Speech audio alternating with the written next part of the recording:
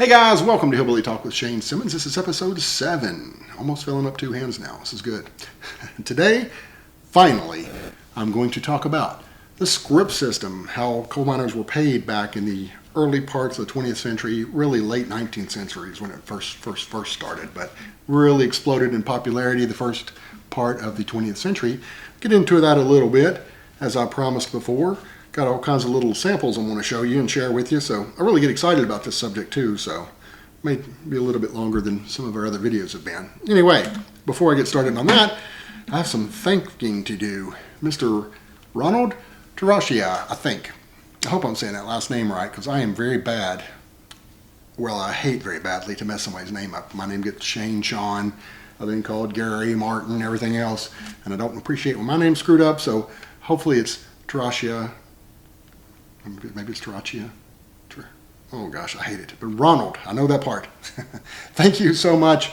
If you don't know who Merle Travis is, and this album's called Folk Songs of the Hills, this loaded with references to coal mining because Merle Travis's family was into the coal mining business, and you know, I mean, it's business too when I pull out my reading glasses because it ain't for looks, believe you me. But several of these songs I was familiar with. 9 Pound Hammer, Dark as a Dungeon, which you may be familiar with from, of course, Johnny Cash had a big hit with that. There have been several people sing it. There was, of course, like I said, 16 Tons that's made famous by Tennessee Ernie Ford. There's a couple on here I was not familiar with that I can't wait to check out because I literally just got this. The Harlan County Boys. That sounds like a great song. There's one called Black Gold. There's one, The Browder Explosion. And then Bloody Breathitt County, which references Bloody Breathitt County of Kentucky. Then there's one called The Miner's Wife. So this thing is stacked. I had no idea some of these songs existed, so I can't wait to tear into this. I've been a huge Merle Travis fan, and so this will be some good listening music for me. So thank you again, Ronald. I appreciate it very much, and I'll indoctrinate Melody on this too, so we'll give her a dose of coal mining history through music. So thank you so much. Getting into the coal scrip system. Now, I talked about it a little bit in the last video, but in case you missed that, probably be good to just start all over as far as to tell you what that is. So back in the early, or the very late 19th century, early 20th century, coal companies, and it wasn't unique to them. Lumber companies and some other people had done this, but they implemented what's called a scrip system. And that is where instead of cash, they paid you in their own form of currency, which was supposedly the equivalent of cash, but we'll get into that here in a minute too. But anyway, this was always controversial because, of course, when someone controls currency, they control what the value of that currency is. So how were they allowed to get away with that? Well, their reasoning was very difficult to get that much cash back deep into the mountains, you know, and at the time, a lot of people don't realize this, but currency was not in wide supply, so it made little sense for that to be the case, and that's why the government allowed it to happen. So the system got started, and in some cases, or I should say maybe even many cases, it was abused. Not always, but in many cases it was abused and was never a particularly popular system for getting good old cash in your hand. So anyway, when it started off, it was primarily was done through paper, and I'll show you some examples of these. They had punch cards, and they also had coupon books. Now, here's a little coupon book, and this one is from Berwyn, West Virginia, in McDowell County, so some of you may be familiar with that. And so how it worked with this credit book was you flip it open, and there's some tabs in here. They have a serial number at the bottom. It's just a credit book, and that was my cat, and who, I don't know why he felt like he needed to chime in. And it kind of gave you a list where you could mark down the items that were sold and the total amount. Then it also could include tax on here, anything else that needed to be included, and the balance forward. So it was kind of just a ledger, garden variety ledger for that. And then they would of course deduct what you charged from your pay. So this was a $5 book. That's one. This was there was also a lot of these punch cards. And this one was from, let's see if this was from Colmar, Kentucky. And this was a $1 card, and you could see that you could punch out little denominations on here, almost like the old Subway punch cards or Charlie's Steakery, where you just come in and punch in certain denominations till you made it up to $1. Well, this one, somebody went in there and charged the whole $1 right off the bat. But that's kind of what the punch would have looked like. Just a little hole around the denomination, and you would have used it until that whole card was used up. And as you can see here, there's a number attached to that. So that's kind of the serial number that they would link to your account to make sure that everything referenced out and checked out on that. So that's kind of cool.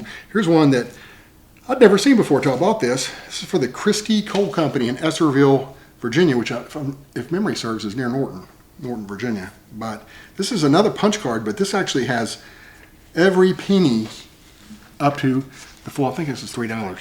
Yeah, $3. So you could punch out every single penny up to $3 on that. So I've never seen one like that before. It's kind of neat. But it just shows you that there was a huge wide variety of these out there. And something that you'll notice about the older ones is they would say on them, hopefully you can see this, if not I'll make a picture up here when I'm editing to show you up close. This one is for Raven Red Ash Coal Company, and this is for $1, and it says non-transferable coupons, and it says that right here. Payable in merchandise only at your store. So that middle part, and this was very controversial at the time because what that basically said, you couldn't give it to anybody else, you couldn't sell it to somebody, you couldn't do anything. You got this $1 worth of coupons and you had to take it into that store and use it on their merchandise. So that, as you can imagine, was not particularly popular. So when you opened it up, you would have a place to put the coal miner's name and who issued it to them, on what roll number it was, and serial number for that. And then you had these little coupons. So somebody came in and, for example, used 10 cents, they'd tear one of these tabs out until this book was emptied. So they had a bunch of different various denominations down to 1 penny, from 10 cents down to a penny. And that was interesting. It's kind of interesting to me to see too, and this is a very similar book. This is from Keoki, E.M. Cooper and Son. And I found it neat that these books look exactly the same. So it's Raven Red Ash and Keoki. They were both printed by Rand McNally, which, if memory serves correctly, they did encyclopedias as well. So, I mean, that may not be interesting to anybody else, but I thought that's kind of neat to know. And then they had these other kind of ledger cards. This was from Hot Spot, Kentucky. And you could see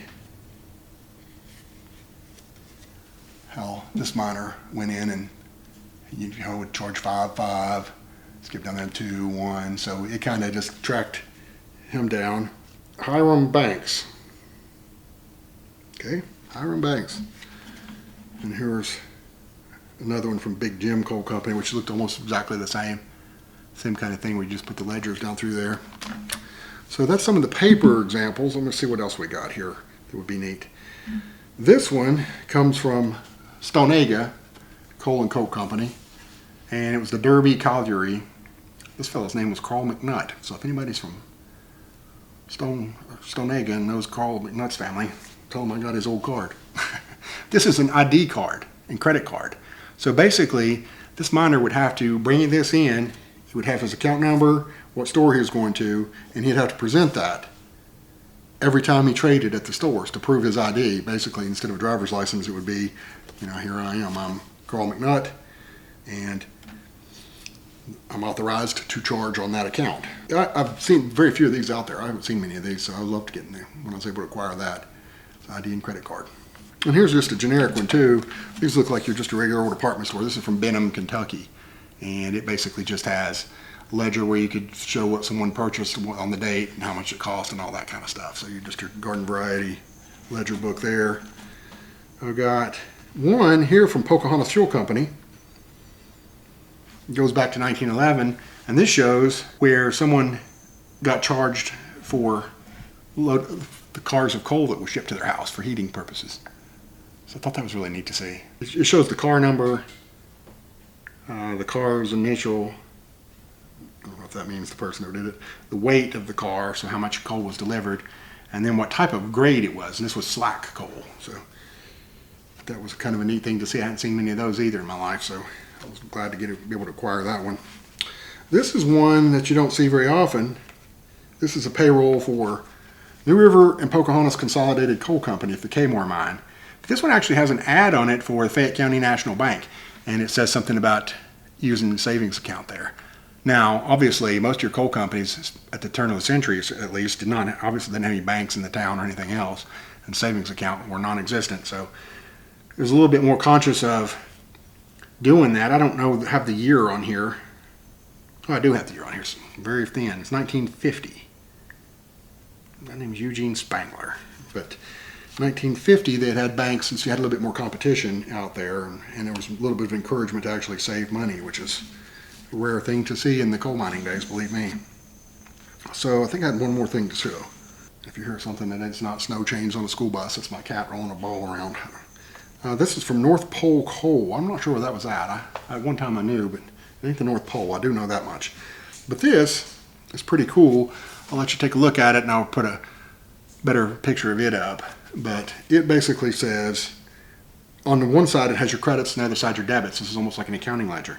And so this fella got accredited $11.73, and that's on the left hand for his production, I suppose. It doesn't say, because it's kind of skips. There's tons, and then there's something that just says 1173. So I'm not sure. He would have done more than a ton, I'm quite sure, but I don't know if that was just what type of pay that was. But so he got credited $11.73, and he got debited 12 cents of Social Security.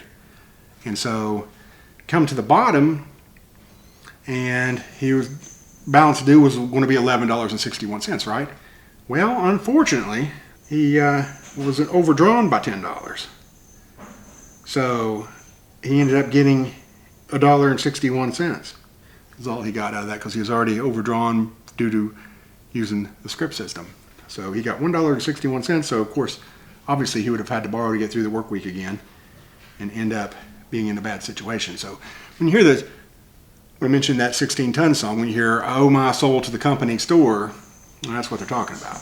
This guy was right there in hock. I mean, he could easily have been in bad shape very quickly after that. So that is the paper Scrip. Now I've got some coins to show you too. A couple of facts that I found out too is that even though Scrip system was kind of used nationally, like I said, they used them for lumber. A lot of places used them, even out west. But at one time, 75% of all Scrip was in West Virginia, or Kentucky. So it tells you it was very much a coal company thing. I mentioned about being non-transferable, and that was controversial. Well, in 1938, the Fair Labor Standards Act came in, and it basically outlawed that from being possible. So they made it to where you could at least exchange it for cash. It said that wages had to be paid in cash or negotiable instruments payable at par. So that effectively meant that employers could no longer just legally pay you in Scrip and force you to use that on site.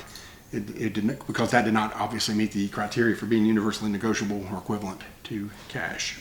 Okay, so after that, the use of Scrip declined quite a bit. They still used it, but it wasn't the exclusive system. In fact, Scrip itself wasn't completely outlawed until 1967. Congress put it out then, although it had really reduced in usage by that time.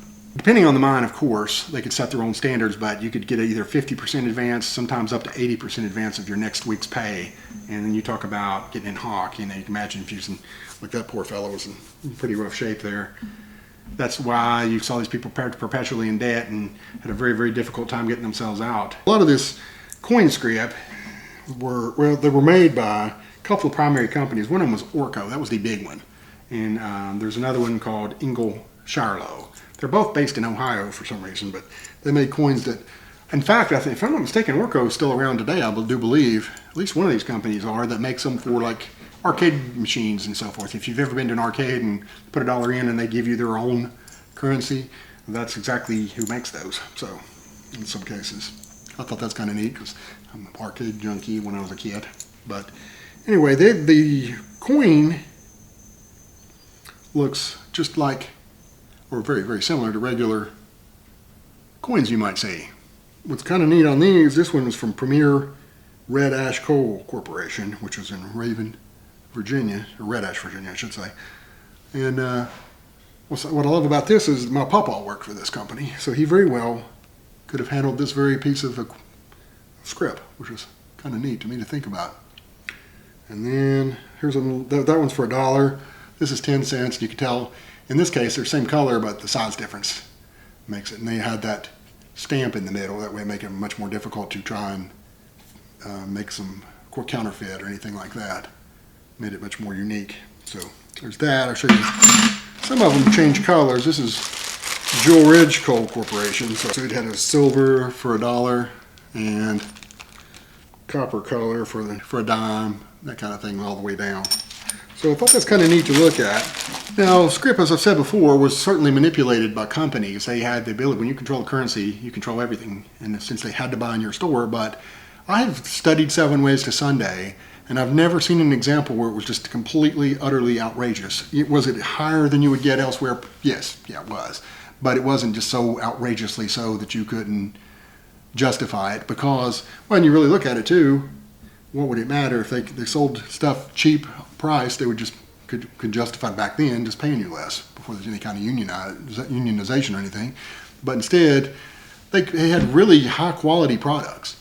I've heard several people talk about that they're, whatever you would have bought there at that time, whether it was clothing or electronics or anything else, when later on you would get was very high quality refrigerator, whatever you might get, especially those warm morning stoves. Those types of things were very high quality, and they were not completely outrageously priced for the most part. Now, of course, when a company's struggling, what do? They look for ways to make money, cut money. So I'm sure they jacked the price up, charged a little bit higher to make up for some lost revenue. So it was definitely a terrible deal for the miners, but for the most part, it wasn't just so outrageous that it was just unthinkable. Oh yeah, one more thing I did want to say is that Scrip, particularly, well, all of it is, but the coin type is very collectible these days. And for really cheap Scrip, you're probably still going to pay about $5, somewhere in that ballpark. And the average is 10 to 20. If you get a rare piece, it can be in the hundreds.